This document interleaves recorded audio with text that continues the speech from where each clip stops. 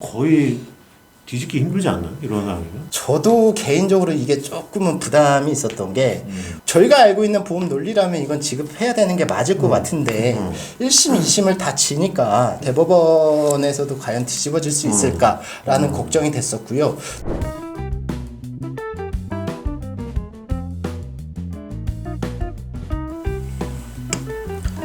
예, 안녕하십니까. 바로닷컴의 부부 손해사정사입니다. 네, 바로닷컴의 이정우입니다. 네, 이번에는 실제 소송 사례를 소개할 건데 네네네. 좀 우여곡절이 많고 어려웠던 사건으로 기억합니다. 네, 예, 옆에서 지켜봤고 일단 뭐 사고 내용에 대해서 한번 살펴볼까요?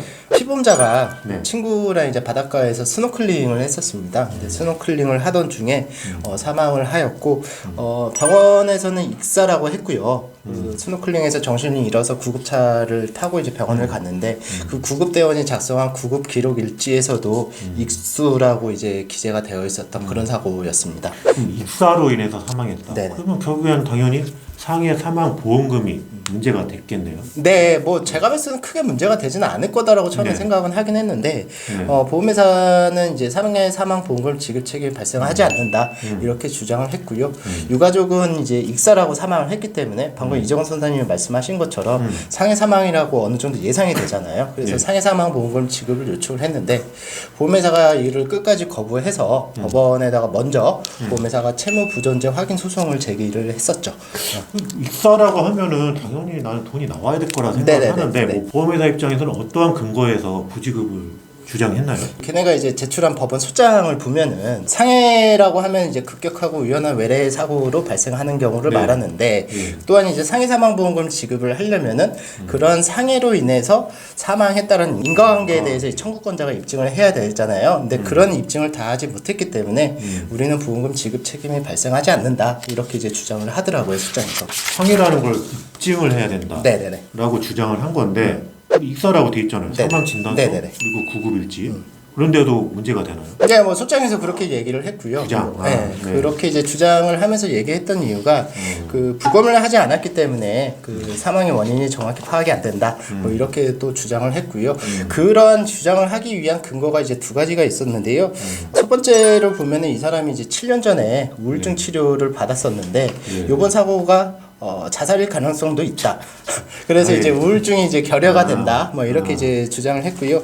두 번째는 이 사람이 이제 사망하기 1년 전에 하지정맥류라는 이제 수술을 받았습니다.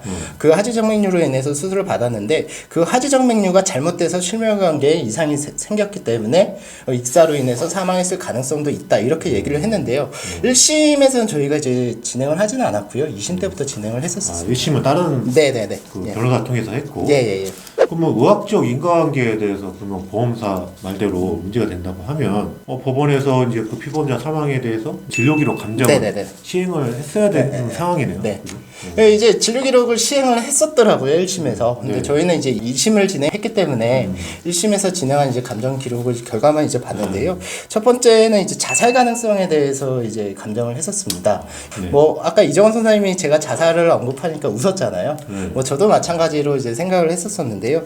그 자살과 관련해서 감정 결과에서는 어떻게 나왔냐면은 약 7년 전에 우울증 치료 받은 이력이 있는데 이러한 사실만으로 우울증으로 인해서 자살했다고 보기 어렵고 오히려 7년 동안 아무런 치료를 받지 않았잖아요. 그러면은 이제 오히려 이제 상태가 회복이 되었을 것이다. 그렇기 때문에 이번 사고에 대해서는 자살로 볼 만한 가능성이 그렇게 높지 않다. 이렇게 이제 판단을 했었죠. 이게 우울증이라는 거는 양날의 칼이라고 해야 되나? 네네. 당사자 입장에서는 네네. 이게 뭐 우울증이 매우 심하면은 정신질환으로 갈 수도 있고 애매하면은 자살 가능성이 높다 네네네. 해서 근데 또 정신질환은 아니고 네네. 어쨌든 자살이라는 거는 내심의 고의성이라는 네네네. 거니까 그런 의사를 감정을 통해서 확인하는 것도 불가능하다고 그쵸. 보거든요. 네. 뭐 이거는 일단 자살이 아닌 걸로 보이고 감정 결과를 봤을 때도 네네네. 그러면은 나머지 다른 부분에 있어 감정은 결과는 어떻게 되나요? 일단 뭐 자살 같은 경우 잠깐 언급하셨는데 네. 보통 이제 자살하는 사람들 같은 경우는 뭐 유서를 쓰거나 뭐 주변 사람들에게 이제 뭐 본인의 심경을 토로하거나 이런 이제 행동이 그렇죠. 있었을 텐데 네. 이 사람은 친구랑 놀러 가서 이제 죽었단 말이죠. 놀러 가서 그렇기 때문에 이거를 자살이라고 주장한다는 자체가 솔직히 좀 어이가 없었고요. 두 번째는 이제 하지정맥류. 1년 전에 치료받았던 하지정맥류로 인한 수술을 했는데 이거와 그 이번 사고와 관계성이 있느냐 이 부분에 대해서도 감정을 했는데요. 네. 이에 대해서 감정 결과가 어떻게 했냐면은 하지정맥류가 외부 활동에 의한 심장 질환 유발에 영향을 줄 수 있다는 보고는 찾기 어렵다. 라고 이제 했고요. 그러나 심부정맥 혈전증과 복강내 정맥 기형이 하지정맥류의 원인이 된다라고 하면은 사망의 가능성은 있다. 이렇게 이제 했습니다. 근데 이제 뭐 심부정맥 혈전증과 복강내 정맥 기형이 그게 이제 하지정맥류 원인이 있었다라는 걸 이제 보험회사가 찾아야 되잖아요. 근데 그런 일도 이제 하지는 않았었고요. 또한 이제 그 감정 결과를 보면은 하지정맥류 환자와 정상인이 그 스노클링을 했을 때 사망에 이르는 가능성에 대해서는 차이는 없다. 단지 바다에 들어가기 전에 어떠한 이제 술을 먹었다든지 혹은 이제 준비 운동을 했다든지 이 정도의 차이는 있을 수 있겠지만 하지정맥류와 일반인과에는 그 익사와는 관련이 없다. 이렇게 그러니까 이제 얘기를 했죠. 명확하게 증명이 된 건 아니네요.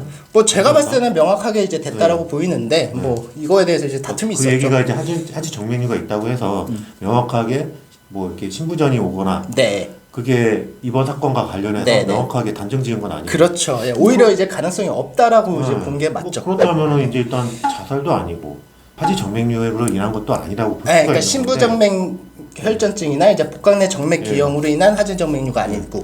그러면은 이제 보험금 지급 책임이 당연히 발생할 거라고 나는 법원에서 판단할 네네네네. 거라고 보이는데 어떻게 됐나요?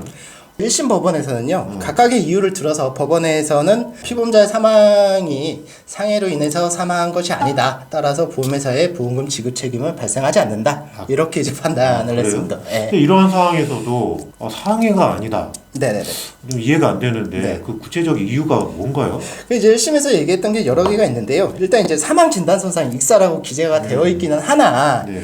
그 익사로 이제 판단하기 위해서는 어떤 근거가 있어야 되는데 그 근거가 이제 자료로서 현출되지 않았다라고 하고요. 두 번째는 이 사람이 이제 과거에 이제 하지정맥류나 뭐 이런 이제 체질적인 요인들이 있었을 텐데 그거에 대해서 제대로 된 확인을 안 하고 단지 그냥 익사라고만 판단했기 때문에 그 자료를 믿기 어렵다라는 게 이제 법원의 아니 판단이었습니다. 감정 결과에서도 명확하게 밝혀진 네네네. 게 없는데 근데 오히려 구급일지라든가 사망 진단서 네네네. 이 두 개 자료가 다 일치하고 있단 말이에요. 그런데도 아니라고 익사가 아니라고 예. 좀 이해가 안 되는데. 그러니까 이제 또 이제 그거 관련해서 이제 법원에서 또 뭐라고 했냐면은 부검을 하지 않았잖아요, 이 사람들 같은 경우에. 그러니까 뭐 부검을 안 하게 된 이유가 사망진단서상 구급기록일지에 다 이제 익사라고 이제 표현을 했기 때문에 당연히 거부를 했겠죠. 근데 법원에서 어떻게 했냐면은 유가족이 이제 피보험자의 사망에 대하여 상해라는 사실을 제대로 입증을 해야 되는데 부검을 하지 않았기 때문에 그런 입증을 제대로 다 하지 못했다. 이렇게 이제 판단을 했습니다. 그래서 저희는 솔직히 좀 당황스러웠던 그런 1심 판결 내용이었죠. 부검을 꼭 해야 되는 건 아니잖아요. 그쵸. 그래서 이거는 그러면 이 판사의 의도라면 부검을 꼭 해야 되는데 너희들이 안 해가지고 입증 못한 거라는 결론이. 네, 1심에서 그렇게 판단했습니다. 그래요? 1심에서 이제 다른 변호 상시도 진행해서 2심에 이르러서 이제 일로 넘어왔는데 네네네. 그 2심에서는 어떤 식으로 판단해요? 저희가 이제 충분히 뒤집을 수 있다라고 생각을 하기 때문에 2심을 진행을 했었을 거 아닙니까? 예.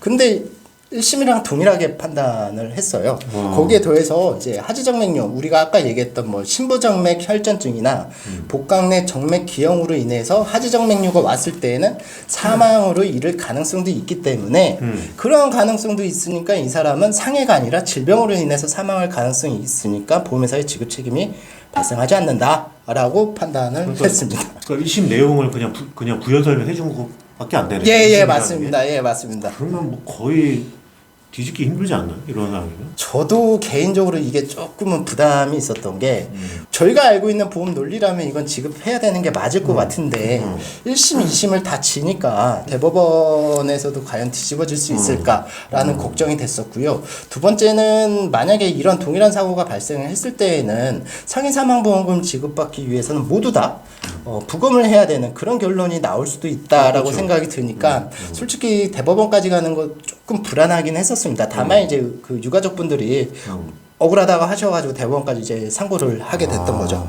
그러면 대법원에서는 어떤 식으로 판단을 하던가요? 다행히 이제 저희 주장에 받아들여서 네. 1심, 2심 판단이 잘못되었고 대법원에서는 이제 보험회사의 상해사망보험금 지급 책임이 발생한다 이렇게 이제 판단을 했었던 거죠. 그러니까 원심 판결을 파기한 이유가 있을 텐데 네네. 뭐 어떠한 이유가 있는지 알 수 있을까요? 저희가 주장한 게 다 받아들여졌는데요. 일단 이제 그 사망진단서랑 구급기록일지의 익사라고 다 나왔잖아요. 그러니까 이런 서류를 작성한 사람들은 전문가잖아요. 즉 의학적인 전문 지식이 있고 구호 활동을 열심히 여태까지 했던 그런 사람들이 있기 때문에 그러한 지식들을 가지고 이제 판단했던 거를 쉽게 배척할 수는 없다. 뭐 이렇게 이제 하였고요. 이렇게 현출이 됐는데 어떻게 이런 거를 다 부정하고 상해 사망이 아니냐 이렇게 이제 주장했던 부분이 받아들여졌던 거죠. 그러면 부검을 시행하지 않은 부분에 대해서는 네네. 어떻게 판단했나요?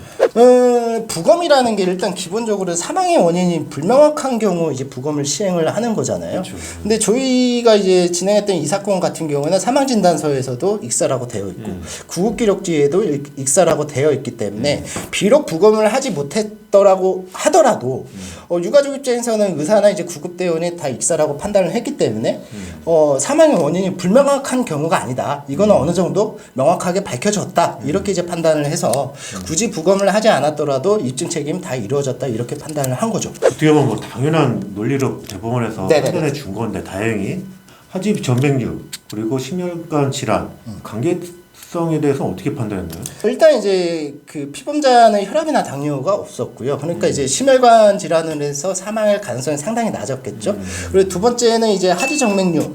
요게 이제 일반적으로는 감정 결과 일반인과 거의 차이가 없다라고 했잖아요. 다만 해가지고 복강내 정맥기형이나 심부정맥 혈전증이 원인이 됐을 때는 사망으로 이를 가능성이 있다라고 되어 있는데 이 피범자 같은 경우는 그런 원인으로 인해서 하지정맥류가 진단이 됐다라는 근거가 없었습니다. 그러니까 이제 대법원에서는 극히 예외적인 상황 가지고 그리고 실제 이 사람이 진단받지도 않는 조금의 가능성만 가지고 상해를 부정하기는 어렵다. 따라서 전체적인 그 상황을 봤을 때는 이 사람은 상해가 맞다. 이렇게 이제 판단을 하게 됐던 거죠. 대법원에서는 진짜 법리적으로 잘 판단을 네. 한 것 같고요. 네네. 제가 판결문을 봤을 때 가장 눈에 띄는 거는 사망 진단서 그리고 구급 활동 일지 네네. 그 부분에 대한 증거력을 상당수 인정을 했어요. 그쵸. 예, 맞죠. 배제할 수 없다. 전문가들이 쓴 소견이고 그리고 현장에서 가장 밀접한 관계련이 그렇죠. 있는 사람들이잖아요. 그러니까 그거를 꼭 제3자 의학적 소견이라든가 거기에 꼭 의지를 해서 할 필요 없다는 네네. 취지로 네. 판결을 내린 것 네. 같아요. 그래서 아주 의미가 있는 판결이라고 생각을 하고 있고요. 결국에는 좋은 결과가 나왔는데 뭐 사건 좀 시간이 좀 오래 걸렸겠네요. 그렇죠. 아무래도 이제 대법원까지 가고 또 파기환송심까지도 했으니까 총 4번의 재판을 하게 된 거잖아요. 네네. 그렇기 때문에 시간은 한 5년 정도 걸렸는데요. 5년이나. 네, 근데 애초부터 이제 보험회사가 이제 상해사망보험금을 지급을 했다고 한다면은 뭐 이 정도까지 시간이 걸리지는 않았을 거고, 물론 이제 보험회사가 잘못된 주장을 하면서 결국에는 이제 보험회사가 이제 상해사망보험금 지급하게 되었는데 그렇게 이제 잘못된 주장을 하면서 보험회사는 원금뿐만이 아니라 뭐 변호사 비용이라든지 뭐 이자 막 이런 것까지 다 해가지고 한 5천만 원 정도 그 정도로 돈을 더 쓰게 되는 그런 상황이 됐던 거죠. 그러니까 나도 이해가 안 되는 거예요. 그러니까 지급 단계에서도 충분히 고려가 될 수 있는 네. 부분이고 1, 2심에서도 우리 주장이 충분히 받아들일 수 있는데 네. 다 뭐 귀신에 씌었나? 이 사람들이? 그런 생각도 들기도 합니다. 그래도 뭐 잘 돼서 다행이나 유족 입장에서는 많이 돌아왔네요. 그죠. 근데 시간이 이제 많이 예, 제가 이거 딱 마무리되고 이제 대법원에서 이겼을 때 네. 유가족들이 우시더라고요. 참. 진짜 그럴만하네요. 그러니까 뭐 얼마나 마음고생이 심했겠습니까? 1, 2심 다 지고 대법원에서 이제 뒤바뀌어졌으니까. 그래서 뭐 참 이제 그게 고생이 많았는데 뭐 유가족 입장에서도 결국에는 이제 그 가족을 잃어서 좀 힘들기는 하지만 보험회사로부터 이제 정상적인 보험금을 받았어가지고 그나마 좀 다행이다라고 생각을 하고 있죠. 네, 뭐 어쨌든 잘 마무리해서 다행이고요. 유가족분들 힘내시기 바랍니다.